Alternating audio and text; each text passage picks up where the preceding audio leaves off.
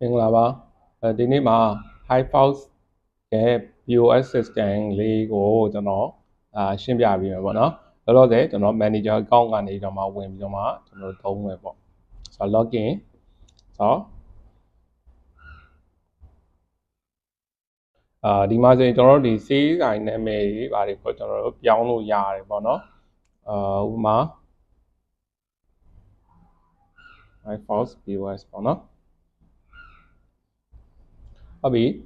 ဒါဆိုရင်တော့ကျွန်တော်တို့စပြီးတော့မှသုံးလို့ရပြီပေါ့နော်ဒီမှာအရင်ဆုံးကျွန်တော်ရှင်းပြချင်တာက dashboard အကြောင်းပေါ့နော်ဒီ dashboard မှာဆိုရင်ကျွန်တော်တို့ရဲ့ဒီ manager account ဆိုရင်ကျွန်တော် branch တွေခွဲထားမယ်ဆိုရင်ဒီ branch တွေခွဲထားလို့ရတယ်ဒီမှာတော့ sheet ပေါ့နော်ဝန်ထမ်းတွေ assign ချတဲ့အပိုင်းလေးပေါ့နော်ဝန်ထမ်းတွေပဲသူကတာဝန်ယူပြီးဆိုရင်ဒီအချိန်ကနေတော့မနေ့9နာရီကနေတော့မှတနာရီထိတာဝန်ယူတယ်ဆိုရင်တနာရီ9နာရီကနေတော့မှဒီအတွင်းပေါ့နော်သူတာဝန်ယူနေတဲ့အချိန်မှာဒီဟာကိုကျွန်တော်ဖွင့်ထားမှာပေါ့နော်ဒါတော့ cashier ဆို cashier account ဒီမှာ4ယောက်ဆို4ယောက်5ဆို5ပေါ့နော်ဒီတိုင်းလေးကျွန်တော်တို့သွားလို့ရတယ်လောဆယ်ဒီမှာဆိုရင်ကျွန်တော်နေစမ်းထားတဲ့ဟာတွေပေါ့နော်စမ်းထားတဲ့ဟာလေးဖြစ်တော့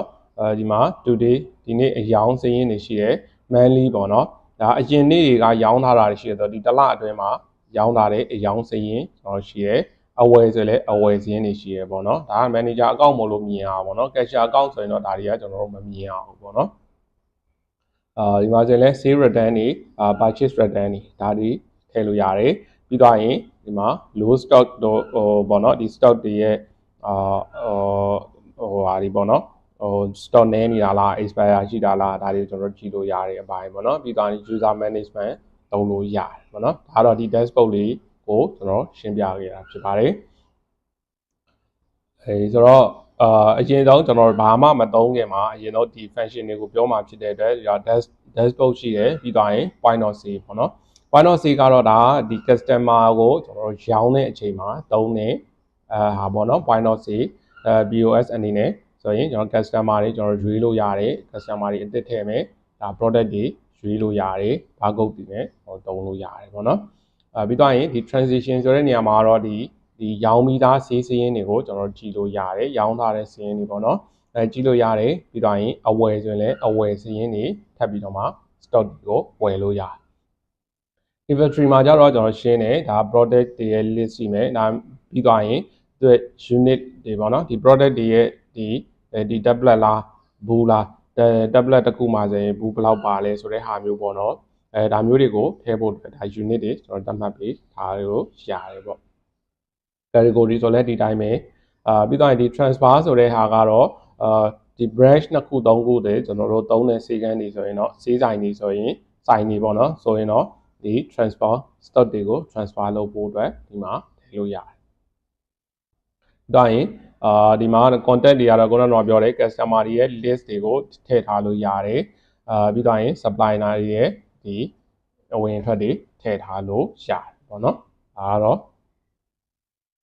ပြီးတော့ရင်တော့ကျွန်တော်တို့ expense damage တို့ပေါ့နော်ဒါပစ္စည်းတွေအပျက်စီးတွေအတွက်ထည့်တဲ့ဟာပေါ်ကကြတော့စီကံရဲ့အသုံးစရိတ်တွေပေါ့နော်ဒါတွေထည့်လို့ရတယ်နောက်တစ်ခုကကြတော့ဒါHR role ပေါ့နော် HR role မှာဆိုရင်တော့ကျွန်တော်တို့ဒီဝန်ထမ်းစီးရင်ရှိမယ်ဝန်ထမ်းစီးရင်တွေထည့်လို့ရမယ်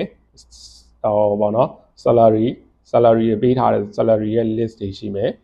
ဒီ payroll တွေကျွန်တော်တို့တွက်ပြီးလို့ရတယ်ပေါ့နော်ပြီးတော့တော့ admin မှာပေါ့နော်ဒီမှာဆိုရင်တော့ user တွေကို manage လုပ်လို့ရတဲ့ဟာရှိမယ်reporting ပေါ့နော်ဒီ report တွေကိုကျွန်တော်တို့တစ်ခုချင်းစီအယောင်စင်းတွေထုတ်မလားလက်ကျန်တွေထုတ်မလားပေါ့နော်အဝယ်စင်းတွေထုတ်မလားပေါ့နော်ဒါတွေထုတ်လို့ရတယ်ပေါ့နောက်တစ်ခါကျတော့ဒီမှာ payment method တွေပေါ့နော်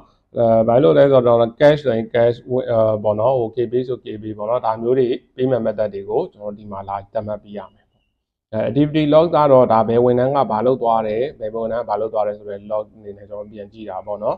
အဲတော့ short info ကတော့ဒီဆိုင်ရဲ့လိပ်စာတွေဖုန်းနံပါတ်တွေဒါတွေကိုပြောင်းလို့ရတယ် shift history ဒီ shift history ကတော့ဘယ်ခုနကတော့ရှေ့ဆုံးမှာပြောခဲ့သလိုဘယ်ဝန်ထမ်းကဘယ်အချိန်မှာဝင်ပြီးတော့မှဘယ်အချိန်မှာ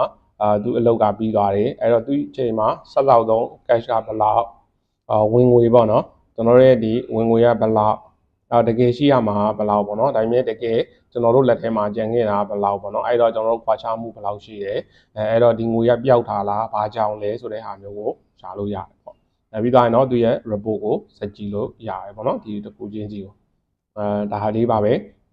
ဒါကတော့သူအလုပ်လုပ်ပုံလေးကိုကျွန်တော်ရှင်းပြခဲ့ခြင်းဖြစ်ပါတယ်ကျေးဇူးတင်ပါတယ်